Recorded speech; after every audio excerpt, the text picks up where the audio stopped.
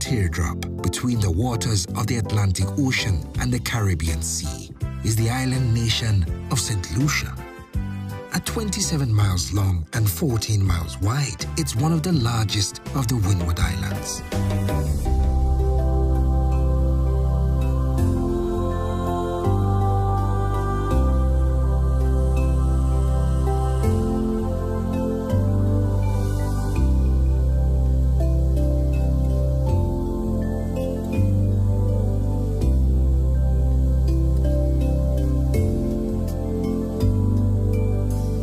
Named in honor of St. Lucia of Syracuse by early French colonists, you may be surprised to learn that this is the only country on the planet named after a woman.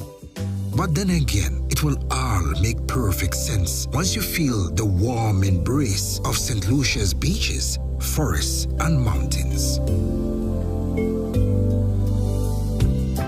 St. Lucia has long been a place of shelter, a surrounding maze of hidden coves and bays, providing safe harbors throughout the ages. For centuries, the original Arawaks and Caribs made their homes around the island's northern bays.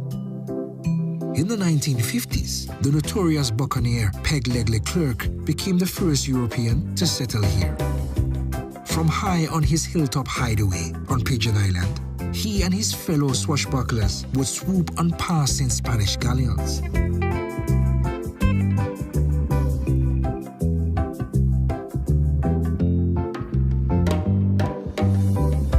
After the pirates came the plantations and the bittersweet years of sugar and slavery. Between the 17th and 19th centuries, St. Lucia was pulled back and forth 14 times between the French and British before finally gaining her independence in 1979. While the British brought their rule of law, the French blessed the island with a sense of style that mixed perfectly with the Carib and African cultures. For St. Lucia has always been a place of creation. Right in the heart of the capital, Castries, the main square pays tribute to two of the island's Nobel Prize-winning sons.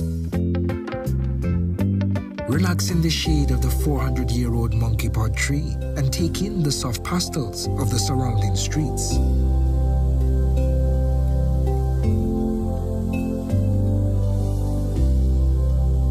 Just across from the park, visit the basilica filled with murals that blend the colors and traditions of Africa, the Caribbean, and the West.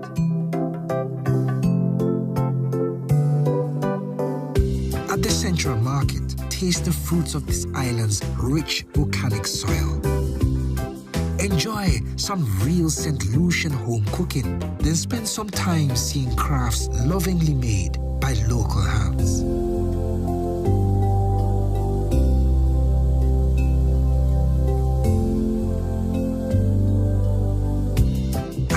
Miles to the south, the creation story continues at Udovic's Art Studio. Watch as master carvers transform tree roots from deep in the forest into sensual works of art, a true collaboration between Mother Nature and man.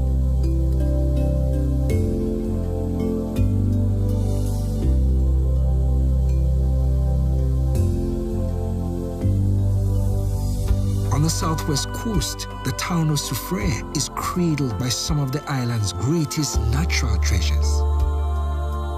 There's a relaxed style here too, along the waterfront and streets of this sleepy French colonial town. St. Lucia's beauty can take your breath away and breathe new life into your soul, which is why the island is a favorite with honeymooners and lovers of all ages.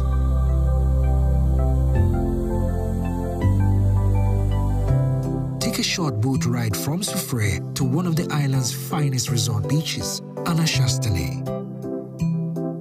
Stay right by the sands, which are caressed by the warm Caribbean Ocean, or stay high on the hill where the island's iconic peaks of Petit and Gros Piton feel so close you can almost reach out and touch them.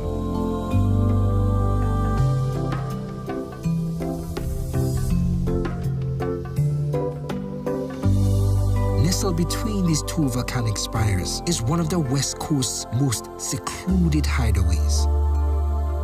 At Sugar Beach, fine sands, crystal waters, and some of the island's sweetest views await.